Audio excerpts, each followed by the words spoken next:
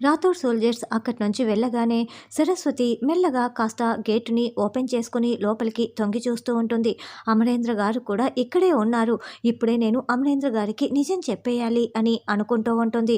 అయితే లోపలికి రాకుండా గేటు దగ్గరే నిలబడి చూసుకుంటూ గమనించుకుంటూ ఉంటుంది. ఏవండి, అదేంటండి, సోల్జర్సు ఉంటే మన పిల్లలు క్షేమంగా ఉంటారు కదా, ఎందుకండి వాళ్ళని పంపించేశారు, పిల్లలు ఒంటరిగా ఉంటారు కదా అని బాగి ప్రశ్నిస్తూ ఉంటుంది. పిల్లలు ఒంటరిగా ఎందుకు ఉంటారు బాగి? మనోహరి తోడుగా ఉంది కదా. ఏం మనోహరి, పిల్లల్ని జాగ్రత్తగా చూసుకుంటావు కదా, కంటికి రెప్పలా కాపాడుతావు కదా, ఏంటి చూసుకుంటావా మనోహరి అని అమర్ ప్రశ్నిస్తూ ఉంటే ఆ ఆ అంటూ మనోహరి టెన్షన్ పడుతూ ఉంటుంది. అబ్బా బావుగారు, తెలిసి మాట్లాడారో తెలియక మాట్లాడారో తెలియదు కానీ ఇప్పుడు మనోహరి నీటిలో పడిన చేప పిల్లల గిలగిలా కొట్టుకుంటుంది అని చిత్రం మనసులో అనుకుంటూ ఉంటుంది. మనోహరి కంటే పెద్ద ఆప్షన్ ఇంకేమీ లేదు బాగి. మనోహరి పిల్లల్ని కంటికి రెప్పలా కాపాడుకుంటుంది. ముఖ్యంగా అంజుని చూసుకుంటావు కదా మనోహరి అని అమర్ అంటాడు. ఇంకా సోల్జర్స్ని పిల్లలు చూస్తే భయపడతారు తప్పిస్తే వాళ్ళు ధైర్యంగా ఉండలేరు, అందుకే మనోహరియే చూసుకుంటుంది అని అమర్ చెప్తాడు. అలాగే అమర్ అని మనోహరి అంటుంది. అప్పుడే పిల్లలందరూ పరిగెత్తుకుంటూ అక్కడికి వచ్చి ఏంటి బయలుదేరుతున్నారా, ఆల్ ది బెస్ట్ మిస్ అమ్మ, ఆల్ ది బెస్ట్ బాబాయ్ అని అంజు పిల్లలు చెప్తూ ఉంటారు. పిల్లలు, మిమ్మల్ని మనోహరి ఆంటీ చాలా జాగ్రత్తగా చూసుకుంటుంది, ముఖ్యంగా అంజుని. చూడు అంజు, ఇదిగో మనోహరి ఆంటీ నిన్ను జాగ్రత్తగా చూసుకుంటారు అని అంజు చేతిని మనోహరి చేతిలో పెడతాడు. ఏంటి మనోహరి, చూసుకుంటావు కదా ముఖ్యంగా అంజుని అని అమర్ చెప్తాడు. అసలు ఈయన మైండ్లో ఏం నడుస్తోంది, ఏదో చేస్తున్నారు, అది అర్థం కావటం లేదు అని బాగి అనుకుంటూ ఉంటే రణ్వీర్కి మనోహరి హెల్ప్ చేస్తుందని బావగారికి తెలిసిపోయిందా, అందుకే ఇలా ప్రవర్తిస్తున్నాడా అని చిత్రం మనసులో అనుకుంటూ ఉంటుంది. ఇదంతా చూస్తున్న సరస్వతి ఇంటి దొంగని ఈశ్వరుడైనా పట్టుకోలేరంటారు, అలాంటి ఇంటి దొంగ చేతికే తాళాలు చేతిలో పెట్టి వెళ్తున్నారు. అయ్యో ఇప్పుడు ఏం జరుగుతుందో ఏంటో అని ఆవిడ అనుకుంటూ ఇక లోపలికి రాకుండా వెళ్ళిపోతుంది. బగి రా బయలుదేరదాం అని అమర్ అంటాడు. బాగి పిల్లలందరికీ కొంచెం బాధగానే బాయ్ చెప్తూ బయలుదేరుతూ ఉంటుంది. అందరూ వెళ్ళిపోయిన తర్వాత అబ్బబ్బబ్బా గుప్తా గారు, మా ఆయన ఆ మనోహర్కి దిమ్మ తిరిగి బొమ్మ కనపడేలా భలే ట్విస్ట్ ఇచ్చారు కదా, ముఖ్యంగా అంజు బాధ్యతని మనోహరి చేతిలో పెట్టి భలే వెళ్ళారు అని. దీంతో అందరికీ మైండ్ బ్లాంక్ అయిపోయి ఉంటుంది అని ఆరు అంటుంది. ఏమిటి బాలిక, నీ పతిదేవునికి అసలు నిజం తెలియనా తెలియదా, భలే చేశాడు అని గుప్తా గారు కూడా పొగుడుతూ ఉంటారు. ఈ పాటికి మనోహరి ఆ రణవీర్ ఫోన్ చేయడం మొదలు పెట్టేసి ఉంటుంది అని ఆరు అంటుంది. అప్పుడే మనోహరి రణ్వీర్కి ఫోన్ చేసి మొత్తం విషయం చెప్పేస్తుంది. ఈ ఒక్కసారికి వదిలేసేయి రణ్వీర్, ఇప్పుడు మాత్రం అస్సలు అటాక్ చేయకు అని బతిమలాడుతూ ఉంటుంది. చూడు మనోహరి, ఇంతకంటే సరైన అవకాశం నాకు ఇంకెప్పుడూ కూడా రాదు అని రణ్వీర్ అంటే, లేదు ఇంకోసారి అవకాశం వచ్చేలా నేనే ఏదో ఒకటి చేస్తాను అని మనోహరి అంటుంది. లేదు మనోహరి, ఇప్పటి వరకు నీకు ఏ కష్టం నష్టం జరగకుండా చేసుకున్నావు, నేనైతే ఇప్పుడు ఈ అవకాశాన్ని అస్సలు వదులుకోను అని రణ్వీర్ అంటే, లేదు అంజు ఇప్పుడు నా బాధ్యత, నేను కాపాడుకోవాలి, వద్దు రణ్వీర్ అని మనోహరి అంటుంది. నీ బాధ్యత అంజు కాదు దుర్గా, అసలు ఆ రోజు దుర్గని వదిలేసి వెళ్ళకపోయి ఉంటే ఈరోజు నేను నిన్ను బెదిరించే స్థితిలో, నువ్వు భయపడుతున్న స్థితిలో ఉండే దానివే కాదు, కాబట్టి నేను ఈరోజైతే అంజుని కిడ్నాప్ చేసి తీసుకువెళ్తాను, ఎవరు అడ్డు వచ్చినా నేను ప్రాణాలు తీసి మరీ తీసుకువెళ్తాను అని రణ్వీర్ ఫోన్ పెట్టేస్తాడు. రణ్వీర్ కారు ఎక్కుతూ ఉంటే, ఆగు రణ్వీర్, ఇన్ని రోజులు అంజుని కిడ్నాప్ చేయాలంటే మనోహరి సహాయం చేస్తూ ఉండేది, కానీ ఇప్పుడు మనోహరియే సహాయం చేయనని చెప్పింది. ఇప్పుడు అంజుని కాపాడుకోవటానికి తన ప్రాణాన్నైనా అడ్డు వేస్తుంది.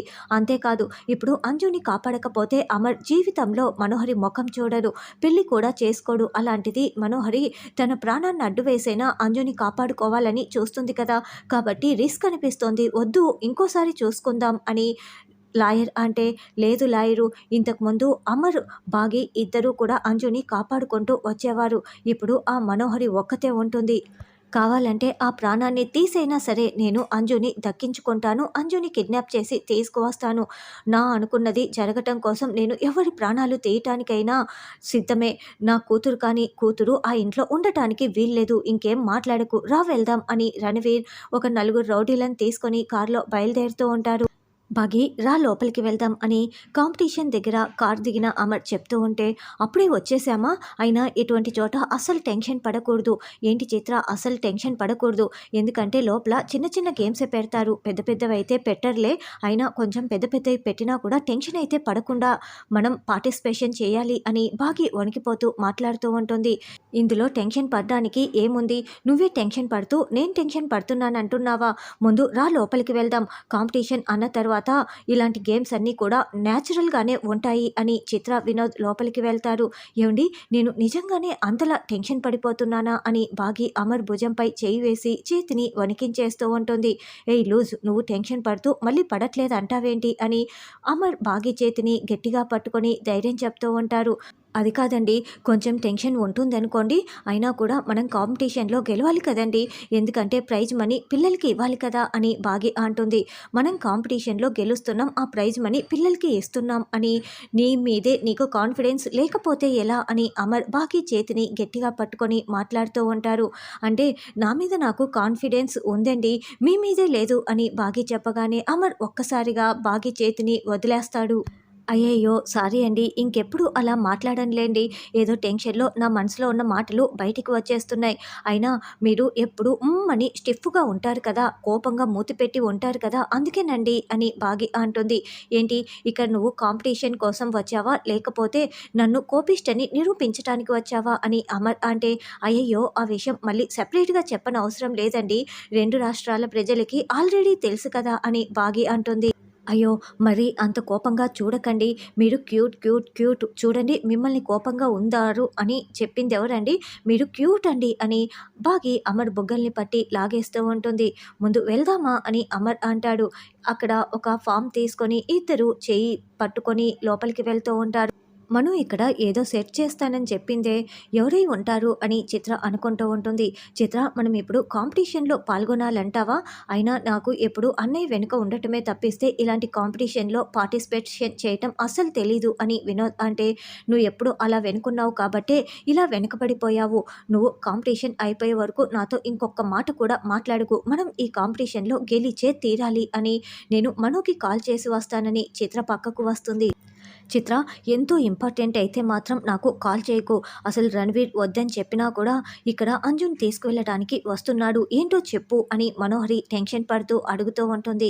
అంటే నువ్వు ఇక్కడ ఎవరినో అరేంజ్ చేస్తానన్నావు కదా అని చిత్ర అంటే, సంతోష్ అనే అతను నీ దగ్గరికి వస్తాడు, నువ్వు అతనితో మాట్లాడుకో అని మనోహరి ఫోన్ పెట్టేస్తుంది. వెనక్కి తిరిగి చూడకు, నేనే సంతోష్ని, ఇక్కడ 3 రౌండ్స్ ఉంటాయి, ఆ రౌండ్స్ ఏంటివి అన్నది కమిటీ మెంబర్స్కి తప్పిస్తే ఎవరికీ తెలీదు, నాకు తెలియగానే నేను నీకు చెప్తూ ఉంటాను, నేను నువ్వు ఎవరో తెలియనట్లుగానే మనం వ్యవహరిస్తూ ఉండాలి, లోపల మాత్రం మరీ స్ట్రిక్ట్గా వ్యవహరించాలి అని అతను చెప్పడంతో ఫోన్లో మాట్లాడుతున్నట్లు సరే సరే ఓకే అని అతనికి ఓకే చెప్పేస్తుంది. అయితే వినోద్ ఇదంతా వినేస్తాడు. ఏంటి చిత్ర, ఇది మోసం కాదా అని వినోద్ అరుస్తూ ఉంటాడు. అంటే బాగికి తెలివింది, బావగారికి కండబలం ఉంది, ఇవి రెండూ లేకుంటే మనం గెలవలేము, కానీ నువ్వు గెలిస్తే అందరు నిన్ను ప్రౌడ్గా చూడాలి, అందుకే నేను ఇదంతా చేస్తున్నాను, 50 లక్షల కోసం నిన్ను అందరూ ప్రౌడ్గా పొగడడం కోసం ఇది చేయక తప్పడం లేదు వినోద్, ప్లీజ్ ప్లీజ్ ప్లీజ్ ఏమీ అనుకోకు అని చిత్ర బతిమలాడటంతో సరేనంటూ వినోద్ అంగీకరిస్తాడు. తర్వాత అందరూ కాంపిటీషన్ హాల్లో రౌండ్ టేబుల్స్ దగ్గర కూర్చొని ఉంటారు. ఏంటండి, ఎగ్జిట్ ఎక్కడ ఉందో అని టెన్షన్ పడుతూ వెళ్ళిపోదాం అనుకుంటున్నారా అని బాగి అనడంతో, ఏయ్ లూజ్, నేను ఇక్కడికి వచ్చింది వెళ్ళిపోవటానికి కాదు, ఒక్కసారి చెయ్యి పట్టుకుంటే మధ్యలో వదిలి వెళ్ళే రకం అస్సలు కాదు, చివరి వరకు చెయ్యి పట్టుకొనే ఉంటాను, నేను ఎప్పుడు ఎవరిని కూడా మధ్యలో వదిలేసే రకం కాదు అని అమర్ చెప్పటంతో ఇక బాగి చాలా ప్రేమగా అమర్ వైపు చూస్తూ, మీరు వదిలేస్తే నేను మధ్యలో ఏమైపోతానోనని ఎంత టెన్షన్ పడ్డానో తెలుసా అని బాగి చెప్తూ ఉంటుంది. ఇక రానున్న ఎపిసోడ్లో పిల్లల్ని కాపాడడానికి మనోహరి తెగ టెన్షన్ పడుతూ పిల్లల్ని దాక్కోమని తాను కూడా డోర్స్ అన్ని క్లోజ్ చేసేస్తూ ఉంటుంది. అయినా కూడా రణ్వీర్ నన్ను కొట్టి పిల్లల్ని తీసుకువెళ్ళాడు అని మనోహరి ప్లేటు తిప్పేస్తుందా అన్నది రానున్న ఎపిసోడ్లో తెలుసుకుందాం.